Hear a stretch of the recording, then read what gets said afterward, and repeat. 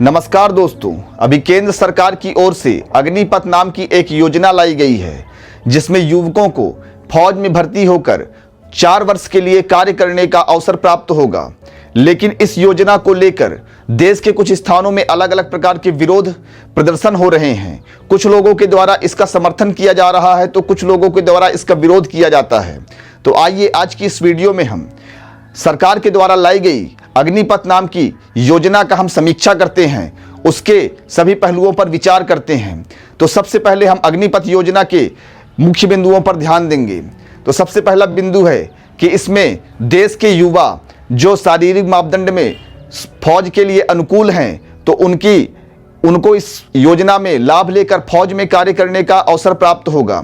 तो इसके लिए उम्र निर्धारित की गई है। 17 वर्ष 6 माह से लेकर 21 वर्ष तक के युवा इसमें भाग ले सकेंगे और इसके साथ साथ उन्हें 4 वर्ष तक फौज में सेवा कार्य प्रदान करने का अवसर प्राप्त होगा।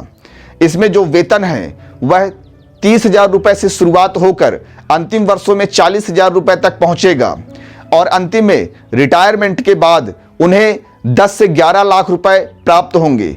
तो इस भर्ती प्रक्रिया में युवकों को उन्हीं मापदंडों के आधार पर चयन किया जाएगा जो मापदंड सामान्य रूप से सैन्य भर्ती में उपयोग किए जाते हैं। उतना ही दौड़ और उतनी ही अन्य फिजिकल एक्टिविटीज, इसके आधार पर उन्हें फौज में भर्ती होने का अवसर प्राप्त होगा। तो अब आइए इस विषय पर हम समीक्षा करते हैं कि क्या यह योजना देश के युवकों के लिए और देश के लिए किस प्रकार से उपयोगी है। तो सबसे पहले हम चर्चा करना चाहेंगे कि भारत में ऐसी योजना पहली बार लाई गई है जिसमें बहुतायत में नवयुवकों को फौज में भर्ती होने का अवसर प्राप्त होगा। तो कुछ लोग तर्क देते हैं कि सिर्फ भारत में यह प्रक्रिया लागू की गई है, तो ऐसा नहीं है। विश्व के अनेक देशों में फौज में आंशिक रूप से भर्ती होकर सेवा कार्य प्रदान करने की योजना लागू होती है। सभी जानते हैं कि इजराइल एक ऐसा देश है जहां के प्रत्येक नागरिक को फौज में भर्ती होकर कार्य करने का नियम है। इसी प्रकार विश्व के अनेक देशों में फौज में भर्ती होकर नागरिकों को सेवा कार्य करने का अवसर प्रदान किया जाता है। अब इसके हम अन्य पहलुओं पर विचार करते हैं। तो सबसे पहले हमें यह ध्यान देना होगा कि जो भी युवा कुछ वर्षों के लिए फौज में नौकरी करेगा तो वह फौज के अनुशासन को सीखेगा, साथ ही साथ उसकी बेरोजगारी भी कुछ हद तक दूर होगी। साथ ही साथ जब वह रिटायरमेंट होगा तो उसके पास 15 से 20 लाख रुपए की बचत राशि होगी जिसके साथ वह कुछ भी व्यवसाय करने में सक्षम होगा। इसके साथ ही साथ हर युवा के अंदर राष्ट्र के लिए एक आर्मी की तरह कार्य करने का अवसर प्राप्त होगा।